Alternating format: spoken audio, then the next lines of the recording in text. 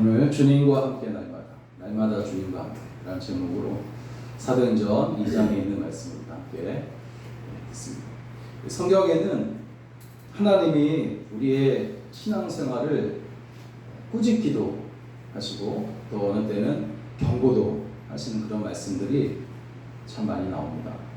그래서 편식하는 성도들을 보게 되면 좋은 말씀들만 찾아서 읽고 힘을 얻으려고 하고 또 혼내는 말씀, 또 꾸짖는 말씀들은 일부러 지나쳐버리려고 하는 그런 성도들도 있어요. 그렇지만 우리가 음식을 먹을 때도 이제 골고루 먹어야만 우리가 건강하게 되고 영양을 충분히 섭취할 수 있는 것처럼 하나님의 말씀을 우리가 들을 때에 그 말씀이 비록 꾸짖는 말씀이고 또 경고하는 말씀이라 할지라도 그것을 우리가 잘 듣고 소화시킬 때에 우리가 건강한 신앙인으로 성도로서 그렇게 성장하게 될 줄로 믿습니다. 이렇게 성경에는 우리의 신앙생활을 꾸짖기도 하시고 경고도 하시는 그런 말씀들이 참 많이 나오지만 그러나 우리를 향하신 하나님의 뜻은 언제나 선하시기 때문에 결국에는 우리를 위로해 주시고 또 우리의 삶을 회복시켜 주시는 그런 주님이신 것을 볼 수가 있습니다. 그리고 그 과정 가운데에서 하나님은 내가 너희와 함께 하겠다, 내가 너희를 돌보고 지켜주겠다 이렇게 말씀하신단 말이에요. 그러면 그때마다 우리는 또 힘을 얻어가지고 힘든 삶 속에서도 힘을 내가지고 다시 일을 할 수가 있는 거예요. 그런데 더욱 놀라운 은혜는 뭐냐면 이런 은혜가 더 풍성한 이유가 뭐냐면 그것은 이 모든 것을 이전에도 날마다 계속해서 우리에게 베풀고 계셨다라는 사실이에요. 출애굽한 백성들의 40년의 광야 생활은 힘들고 어려운 생활이었기 때문에 그들은 자주 모세와 하나님을 원망했습니다. 불평도 하고 화도 내고 싸우기도 했단 말이에요. 그래서 하나님은 그들을 꾸짖기도 하셔요. 그리고 경고도 하십니다. 위협도 하십니다. 그러나 이스라엘 백성을 약속의 땅으로 인도해서 그곳에서 하나님의 거룩한 백성으로 살게 하시려고 하는 것이 바로 하나님의 뜻이었기 때문에 그들이 잘못할 때마다 혼을 내시고 기도하셨지만 모든 고난을 이길 수 있도록 힘도 주시고 보호도 해주시고 하나님이셨던 것을 우리가 출애굽 40년 광야 생활의 그 모습을 통해서 볼 수가 있어요. 그리고 그 일을 날마다 하십니다. 그렇게 신앙훈련을 받아서 하나님의 백성다운 모습이 갖추어지게 되자 드디어 하나님은 그들을 가나안 땅으로 약속의 땅에서 정착하며 살 수 있도록 그렇게 해 주셨다는 것이죠. 여러분, 날마다라는 말은 모든 날, 모든 시간, 모든 순간을 말하는 것으로 일시적이거나 다른 어떤 급한 일이 있어서 잠깐 멈춘다거나 하는 그런 것이 아니란 말이에요. 그래서 이 날마다라는 말은 성실하다 하는 말로 우리가 바꿔서 생각해 볼 수가 있습니다. 결국 주님은 우리를 날마다 성실하게 은혜를 베푸시는 거예요. 힘들 때에 우리에게 이게 힘을 주시고 또 우리가 잘 나가고 형통하고 복되게 살아갈 때에는 우리로 하여금 겸손하게 하시고 그 겸손하게 하시는 것도 결국에는 우리에게 은혜를 베푸시는 거예요. 왜냐하면 교만해지면 우리가 죄를 짓는 거기 때문에 그래요. 그래서 겸손하게 만들어주시는 것도 은혜라는 거죠. 결국 주님은 우리를 날마다 성실하게 은혜를 베풀어 주시는 줄로 믿습니다. 그렇다면 우리는 어떠해야 되겠느냐 하는 거죠. 주께서 우리를 날마다 성실하게 함께 하심을 믿는다면 우리 또한 주님을 실망시키는 일을 멈추고 주께서 기뻐하시는 삶을 살아야 할 것입니다. 성경을 보면 이렇게 날마다 주님의 은혜 가운데 살았던 사람들이 참 많이 등장하게 되는데 그들이 그렇게 살 수 있었던 이유는 무엇이었을까를 우리가 생각해 보고 싶습니다. 첫째는 바울인데 바울은 날마다 자기를 죽였어요. 자기 자신을 죽입니다. 그리고 주님과 함께 부활하는 거예요. 날마다 부활했어요. 누가복음 9장 23절에 보면 아무든지 나를 따라오려거든 자기를 부인하고 날마다 자기 십자가를 지고 나를 따를 것이다. 그렇게 말씀하셨어요. 또 마태복음 10장 39절을 보면 자기 목숨을 얻는 자는 잃을 것이요 자기 목숨을 얻는 자는 나를 위하여 자기 목숨을 잃는 자는 얻으리라. 이렇게 말씀하세요. 사람은 여러분 한 번 죽지 두 번 죽지 않지 않습니까?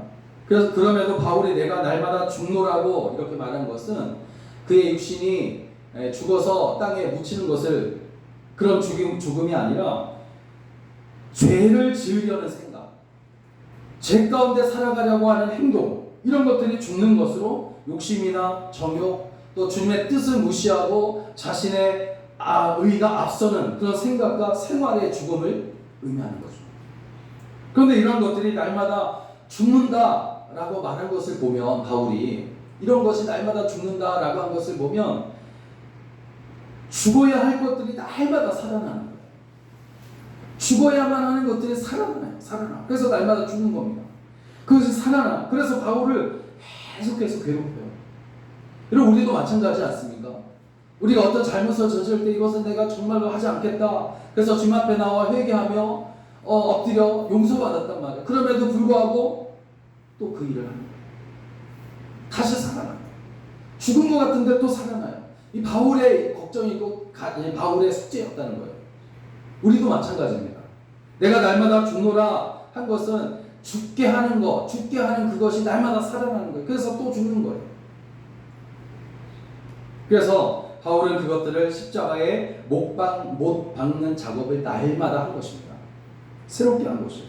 그렇게 날마다 죽고 주님과 함께 날마다 살아나는 그런 훈련을 받으면서 견고해지는 믿음으로 주님의 뜻을 이루어 간 것이에요.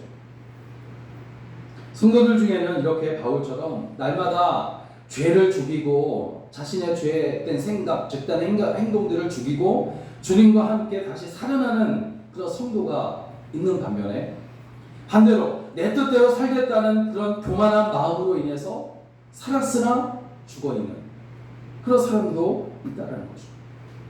그럼 우리는 어떻습니까?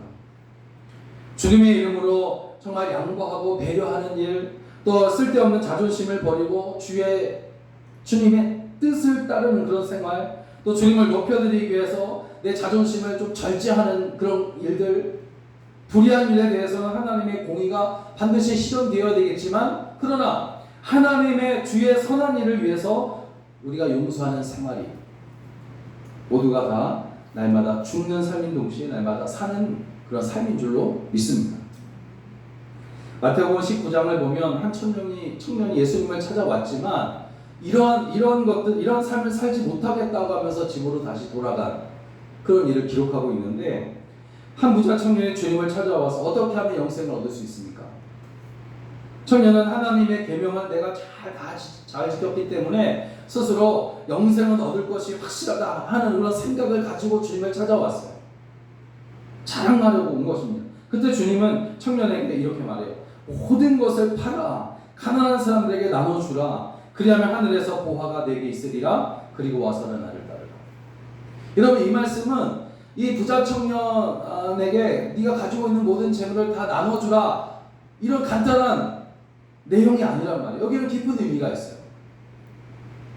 어쨌든 그랬더니 청년이 재물이 많음으로 인해서 이 말씀을 듣고 근심해서 집으로 돌아갔다 하는 장면이 나오는데, 부자 청년이 주님의 말씀대로 하지 못한 것, 그것은 많은 재물 때문이었다는 거죠.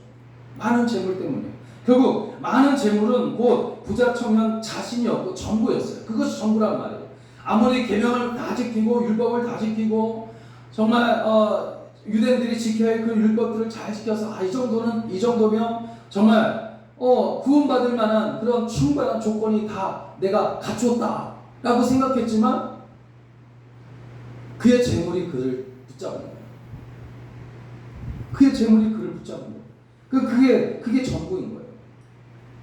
계명을 잘 지키는 것이 그의 삶의 어떤 자부심이었고 또 어떤 그런 것이었지만, 재물이 딱 거기에 끼어들게 되니까 이 청년은 거기에 넘어집니다. 그러니까 전부입니다. 재물이 전부인 거예요. 재물이 자기 자신이라는 거죠. 그러므로 주님이 모든 것을 나누어주고 나를 따르라 하신 것은 자신을 죽여야만 주님을 따를 수 있다는 말씀을 하신 거예요. 주님을 따르기 위해서는 온전히 자신을 버려야 한다는 것이죠. 그러기 위해서는 재물과 하나 된 자신을 부인하고 예수 안에서 다시 살아나야 하는 것입니다. 여러분, 우리가 인생을 살아감에 있어서 최대의 장애물은 어떤 그런 환경도 아니고 다른 어떤 사람도 아니란 말이에요. 바로 나 자신. 베드로가 주님을 따를 때에 바다도 버리고 배도 버리고 그물도 버리고 다 그리고 주님을 따랐어요. 그렇지만 3년 동안 자기 자신을 버리지 않는 거예요. 내가 생각하는 거. 그것은 뭐냐면 예수님이 권세를 잡으시면 왕이 되시면 내가 가장 높은 곳에 앉게 될 것이라. 권세요, 명예요. 이것이 베드로에게 있었다. 그것이 그를 잡은 거예요. 그게 그 자신이었어요. 3년 동안 자신을 버리지 못한 겁니다. 그러므로 해서 잡히시던 날 밤에 3번 주님을 부인한 거예요. 무슨 말이냐면 주님이 실망스러운 거예요. 자기 뜻에 합하여진 주님이 아니라는 거죠. 그리고 십자가를 외면하고 등지고 말았던 겁니다. 우리가 예수님을 찾아왔던 어느 부자 청년과 같이 내가 행하던 잘못된 모든 것을 다 버렸을지라도 그 모든 것의 주체인 나 자신을 버리지 못하면 예수님을 얻기 위해서, 또 주님께서 비유로 말씀하신 밭에 감춘 보화를 얻기 위해서 모든 것을 버린 것이 아니라는 거죠. 내가 날마다 죽는다는 것은 날마다 내가 내 몸이 아닌 주님의 것으로, 또 주님께서 다스리는 사람으로, 몸으로, 생각으로, 마음으로 날마다 새롭게 부활해서 살아나는 것인 줄로 믿습니다. 이렇게 날마다 주님과 함께 나 자신을 죽이고 주님과 함께 다시 살아나서 주께서 바라시고 원하시는 그런 삶을 여러분 날마다 살아가게 되시길 주의 이름으로 부탁을 드립니다. 두 번째로 다윗인데, 다윗은 우리가 딱 생각해보면 그는 찬송하는 사람이었거든요. 근데 그가 고백하기를 내가 날마다 하나님을 송축하나이다, 그렇게 하고 있어요. 시편 145편 2절을 보니까 내가 날마다 주를 송축하며 영원히 주의 이름을 송축하리다 하는 말씀이 나오는데, 다윗은 특별한 날에만 찬송하는 것이 아니라는 거죠. 또 생각 없이 찬송가를 흥얼거리는 것도 아니에요. 우리가 아침에 어떤 노래를 듣게 되면 이상하게 그 노래가 하루 종일 내 입가에서 흥얼거린단 말이에요. 버릇처럼. 이상하게 내가 이거를 들은 기억이 없는데 노래로 나오는 거예요. 흥얼거린단 말이에요. 어떤 의미가 없어요. 그냥 나오는 겁니다. 그렇게 한 것이 아니에요, 다윗은. 은혜에 감사해서 주님의 뜻이 크고 놀라워서 진심으로 부르는 찬송을 날마다 했다는 거죠. 그런데 여러분, 이러한 찬송을 날마다 할 수 있었던 것은 결국 그가 주님의 은혜를 감사했다라는 것이고 그렇게 살고 있었다라는 것을 의미해요. 그래서 송축했다 그러는데, 송축했다는 말을 찾아보니까 무슨 말이냐면 이 송축한다라는 말은 단순히 찬송하는 것이 아니라 삶을 통해서 나타난 하나님의 역사를 찬송하는 것을 말해요. 삶을 통해서. 그러니까 우리가 어떤 멜로디를 가지고 악보를 보고 노래하는 그런 찬송가가 아니라 우리의 삶이 찬송가가 된다는 거죠. 살아가는 모든 삶이 찬양이 된다는 것이에요. 그러니까 삶으로 드리는 찬송이 바로 송축한다, 그런 말이에요. 결국 주님께서 날마다 나와 함께 하심을 믿고 그 은혜 가운데 푹 빠져 살아가는 것, 이것이 바로 송축하는 것이다 하는 것을 우리가 알 수 있어요. 다윗이 바로 그랬어요. 다윗은 날마다 하나님을 송축했다. 이 말은 무슨 말이냐면 하나님과 날마다 동행했다, 그런 말이에요. 주님과 날마다 동행했다, 삶을 살아갔다, 그런 말이에요. 그러나 여러분, 다윗이 그럼에도 불구하고 그렇게 날마다 주님과 함께 살아감에도 불구하고 그가 잘못을 저지른 적도 있잖아요. 죄를 지은 적이 있어요. 그때는 주님을 송축하지 않았어요. 찬송하지 않았어요. 그런 잘못을 저질렀단 말이에요. 여러분, 이렇게 주님의 은혜로 살고 있는 사람의 공통점, 그것은 날마다 주님을 송축하며 살아간다는 것입니다. 여러분, 옛날 시계는 태엽을 가봐 주어야만 움직인다, 밥을 준다 그러잖아요. 밥을 준다. 옛날 시계는 그렇지 않습니까? 그런데 집 안에 이렇게 이제 세워두거나 걸어놓는 표종시계 같은 경우에는 밥 줄 때를 잊어버릴 때가 있어요. 그래서 시계가 멈추는 경우가 있어요. 멈출 때가 있잖아요. 가끔가다 그래요. 잊어버리면 그래요. 그러면 움직이지 않고 죽었다, 그렇게 말해요. 죽어있다. 그렇지만 여러분, 손목시계는 어떠냐면 차고 다니면서 날마다 태엽을 감아줘요. 수시로 보면서 감아주는 겁니다. 그렇기 때문에 언제나 살아서 시간을 알려줍니다. 항상 가까이 두고 날마다 성실하게 하는 일은 잘못될 수가 없는 겁니다. 주님과 함께 살면서 날마다 성축하는 인생은 잘못될 수가 없어요. 날마다 주님과 동행하는 거예요. 주님의 은혜를 생각하면서 감사하는 삶을 살아가는 겁니다. 그럼 잘못된 일이 없다는 거죠. 그것을 잊어버려요. 잠깐 그것을 잊어버린다면 죽은 거죠. 이렇게 날마다 성축하는 인생은 주께서 사랑해 주시지 않으실 리가 없다라는 것입니다. 그러므로 그리스도인들에게 있어서 이렇게 하나님을 송축하는 것은 가까이 두고 하는 거룩한 그런 습관이 되어야 할 줄로 믿습니다. 바울은 감옥에서 찬양합니다. 감옥에서 찬양해요. 찬양할 그런 환경이 아니지 않습니까? 그렇게 찬양했더니 옥문이 열리고 하나님의 섭리하심을 그가 경험하게 됩니다. 또 다윗은 사망의 음침한 골짜기를 다니면서도 바로 그곳에서 주님의 지팡이가 막대기가 나를 안위하신다, 나를 돌보신다 하면서 찬양을 하는 거예요. 음침한 골짜기를 다녀요. 고난의 길을 걸어갈 때. 그러니까 이것을 볼 때 그들 모두가 다 고난 중에, 환난 중에, 힘든 일을 만났을 때에 그 자리에 주저앉아서 엉엉 울며 원망한 것이 아니라 오히려 주님을 더욱 진심으로 찬양했다는 것을 알 수 있어요. 그러니까 그들이 힘들고 어려울 때에도 찬양하고 또 감사와 또 은혜가 넘쳐나고 있을 때에도 찬양하는 거예요. 날마다 계속해서 창속하고 송축하고, 그게 다 송축한다는 그런 말이에요. 여러분, 주님은 어느 곳에든 계시고 주님의 권능은 누구도 가로막을 수가 없습니다. 주님의 다스리심은 경계도 없고 제한도 없어요. 그러므로 우리는 주님도 할 수 없는 일이 있지 않겠느냐라고 하면서 논쟁할 필요 없이 하나님의 그 사랑과 또 주권 그리고 임재와 역사하심을 날마다 송축하며 살아가야 할 줄로 믿습니다. 여러분, 교회는 하나님을 송축하는 곳이다 이렇게 말합니다. 교회에서 날마다 들리는 소리는 하나님을 송축하는 소리여야 하는 것이요. 싸우고 분쟁하고 다투는 그런 소리는 멈춰져야 돼요. 또 우리 몸은 하나님이 사시는 성전이라 그랬습니다. 성전에서 날마다 들려야 할 소리가 찬양이에요.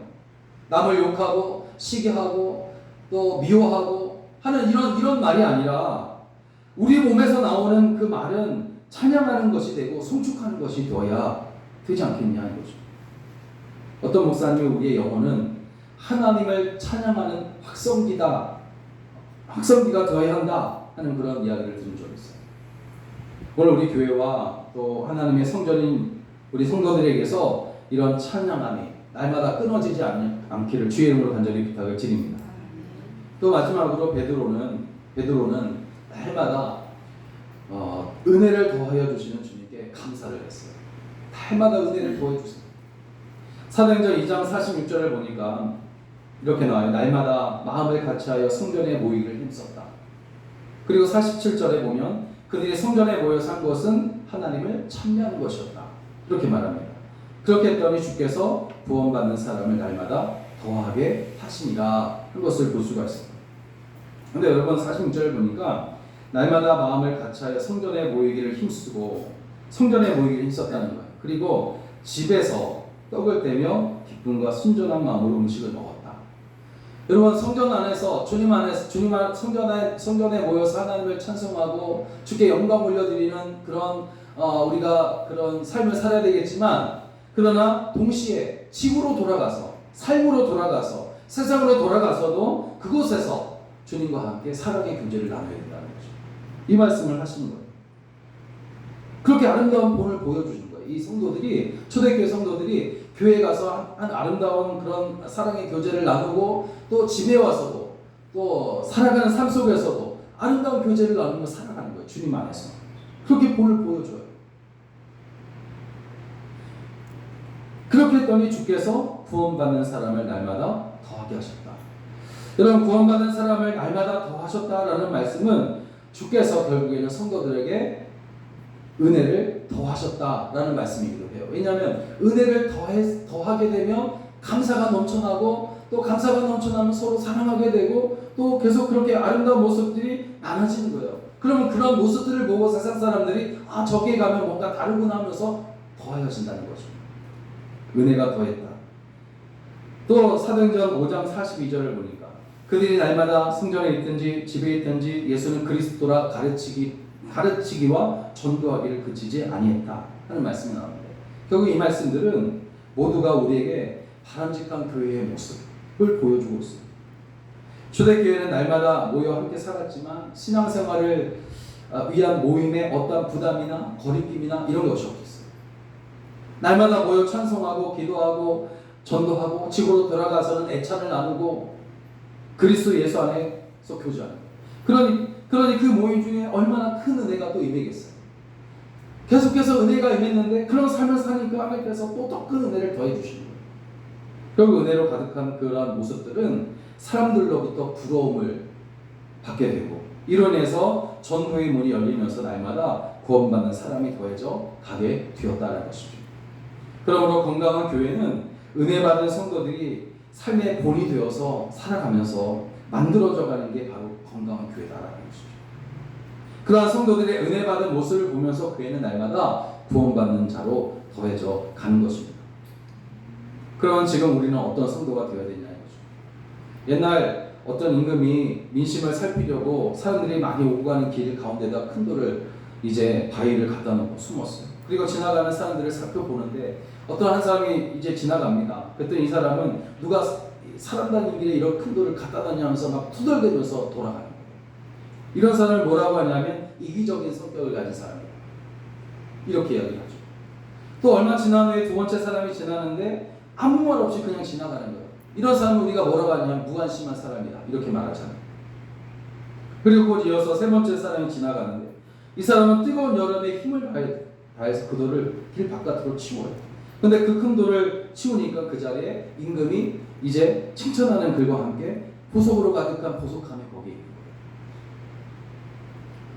거예요. 여러분, 성도는 이기적인 삶을 살 수 없어요. 왜냐하면 성도는 죄인이었을 때 구원하시려고 자기를 희생하신 주님의 사랑을 받은 몸이기 때문에 그래요. 은혜를 받은 사람이에요. 그래서 이기적인 삶을 살 수 없어요. 그 사랑을 나눌 의미가 있기 때문에 그래요.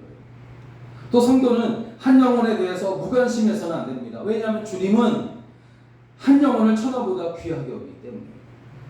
그래서 진실한 성도는 한 영혼에 대해서 무관심해서는 안 된다는 거죠. 그러므로 성도는 길에 박혀있는 돌을 뽑아서 치우는 사람이 되어야 합니다. 그런데 놀랍게도 그렇게 돌에 뽑아서 치우는 그 사람에게 은혜가 부어지는 거예요. 칭찬해 주시는 거예요. 보물을 부어주시는 거예요. 은혜를 베풀어 준다는 거죠. 여러분, 우리가 우리에게 주어진 삶의 날들을 주님을 생각하며 또 주님을 찬송하며 살아간다면 우리를 통해 주님의 뜻이 이루어질 뿐 아니라 우리 앞에 준비되어진 그런 복된 삶을 우리가 살아갈 수 있는 것이에요. 주님께서 날마다 더해주시는 은혜 가운데 살아가게 하십니다. 켄터키 프라이드 치킨 회사를 세운 토마스라는 사람이 있어요. 이 사람은 11살 때부터 이제 학교를 다니지 못해서 식당 일을 합니다. 29살까지 하다가 식당을 하나 이제 개업을 하는 거예요. 장사가 안 돼요.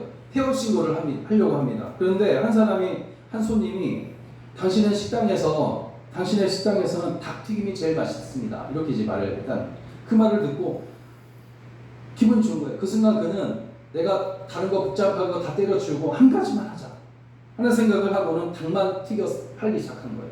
그것이 바로 오늘날 세계적인 회사가 되었다는 거죠.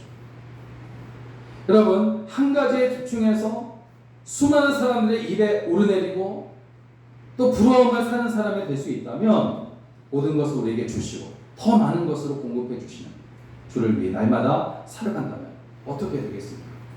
우리 이 땅 위에서 날마다 은혜를 더해 주시는 주님 때문에 사람들이 부러워하는 그런 성공자가 될 줄로 믿습니다. 베드로처럼 날마다 은혜를 더해 주시는 주님을 더욱 여러분 사모하시고 또 구하시길 바랍니다. 다른 곳에 한눈 팔다가 모든 것을 잃어버리는 사람이 되지 마시고 아비가 엄마 품에 안기면 모든 것이 해결되는 것처럼 주님께 집중해서 하늘의 상급으로 땅에 기름진 것으로 부어주시는 그런 은혜 속에 살아가게 되시길 주의 이름으로 축원합니다. 사랑하는 여러분, 날마다 주님과 함께 날마다 하는 이 말은 믿지 않는 사람들과 다른 삶을 살아가는 사람들의 어떤 독특한 방식이에요. 특별한 방식입니다. 성도들은 예수의 이름으로 날마다 죽고 예수의 이름으로 날마다 다시 살아나서 주님을 날마다 송축하는 삶을 이루어가야만 합니다. 주님 없이 나의 힘으로 무엇인가 하려 할 때에는 아무것도 할 수 없고 그것이 허무한 일이 될 수밖에 없어요. 그렇지만 모든 것을 아시고 또 하실 수 있으신 주께서 나를 통해 일하실 때에는 모든 것이 가치 있는 것이 되고 또 존귀한 것이 되고 풍성하게 될 줄로 믿습니다. 저는 말씀드렸잖아요. 우리의 손에 있으면 아무런 역사도 일어나지 않지만 주님 손에 맡겨진 오병이어는 큰 역사가 됩니다. 날마다 나는 죽고 예수 그리스도 안에서 날마다 다시 살아나서 날마다 감사와 찬양이 있는 복되고 거룩한 그런 신앙생활 이어가시기를 주의 이름으로 간절히 축원합니다. 기도하겠습니다.